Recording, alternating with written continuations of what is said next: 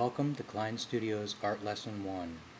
In this lesson, you're going to need a piece of paper, printer paper, Xerox paper, or sketch paper, any size will do. And you're going to need a number 2 pencil, as well as a flat surface to draw on. In this example, I'm going to be using my child's easel, but you could use a flat table, a desk, or even a wall. You could tape it on a wall. Let's get started. Before we begin drawing, I'm holding a pencil like we all do when we write. The problem with this is it's wonderful for writing, but horrible for drawing. Why? Well, pretend my hand here is a piece of paper. When we're drawing this close to our paper, we kind of have to look in, see what we're doing, and our hand smears the pencil, by the way, which we all get that, even from writing. And then we look at our work, and it looks very tiny, looks out of proportion, the head's too big, the arm's too small, because we can't really see it when we're drawing this close to the paper. So we want to step back from our paper, and we want to hold our pencil like this. See how I have it in between my 3 fingers? And you'll notice it's not against my hand, so it's loose. We can jiggle it around. That prevents me from drawing too hard.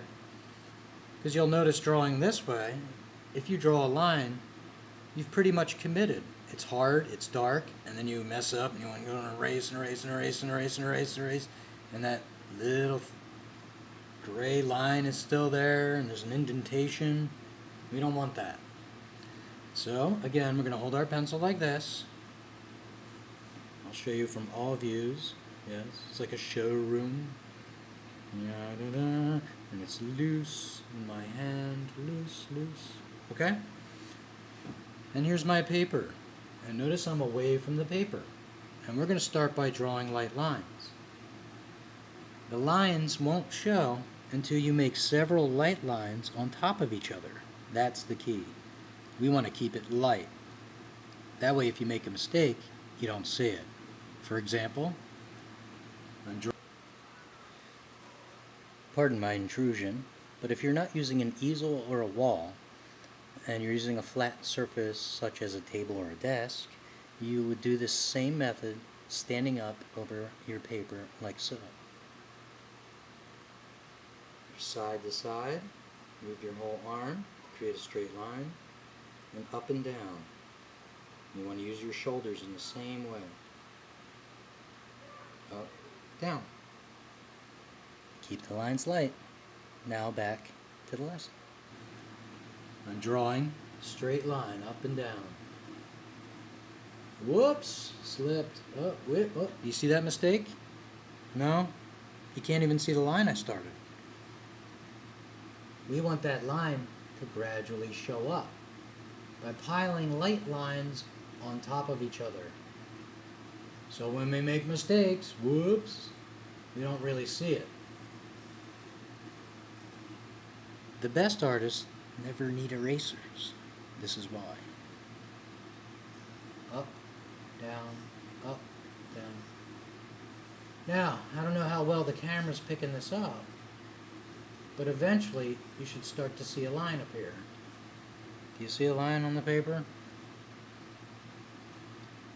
I'm going to go ahead and pile more light lines on top so you can see it better. Do you see that slight line on there? The key is to keep it light.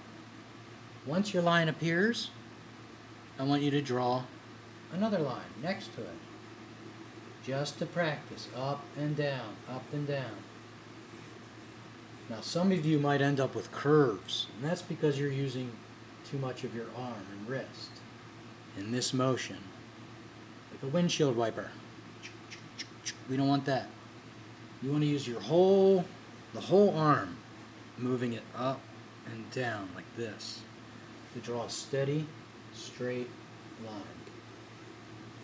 up and down. Now you may notice that some of the lines are looks a little thick because you have several light lines on top of each other. Well, as you practice, line after line after line, they will get thinner and thinner, and those light lines will build up into a darker line that looks more like a single line. Okay? When you're done that, we're going to take our page, try to get it off the easel, turn it around,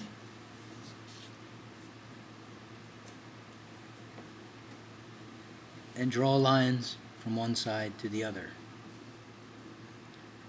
This is not a trick. I had to move to the other side in order to do horizontal lines, side to side, because I am right-handed. Okay. So, holding the pencil, again, the same way, nice and loose. Can you see that? Whoa, whoa, hey, oh, control. Okay. Nice and loose. Go from left to right, back and forth. The lines will pile up, and as soon as that line shows up, stop. You don't want to make it dark. As you can see, I'm doing another one below. And stop as soon as that line shows up. I'm not sure if you can even see these lines, but we want to keep them light.